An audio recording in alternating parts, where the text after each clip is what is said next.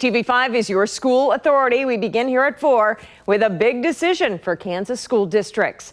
The Kansas Board of Education did not vote in favor of Governor Laura Kelly's executive order. With a split vote, local school districts will now have to develop their own back-to-school timeline. Our Abby Dodge listened into this virtual meeting. She joins us now live. Abby, it was a tough decision, I'm guessing, for these board members. Boy, what a day.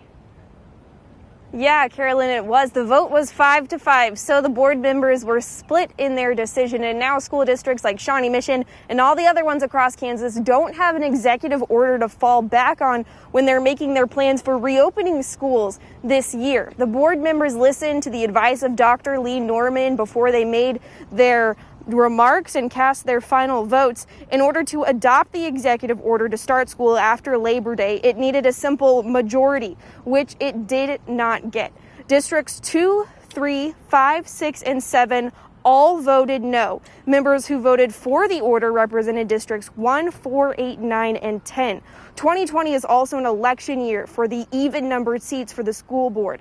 Roberts is giving up his seat to run for a different elected position, while seats 4, 6, and 10 are running unopposed. Kathy Bush is the only incumbent defending her seat. When she addressed the board about today's vote, she explained the scope of COVID-19 in Kansas. This pandemic is not local, as one of the other board members say. It is throughout the state right now. It is in all but 2 or 3 counties. And, you know, I'd have to say, unfortunately, we are a very mobile society. We move from city to city, county to county throughout the state. And sometimes some of our folks are not staying home very well. Political will is lacking in America these days, but I think the pendulum is starting to swing. Recognize that families have an important role to play. It's not the duty of government to ensure that every child receives an education.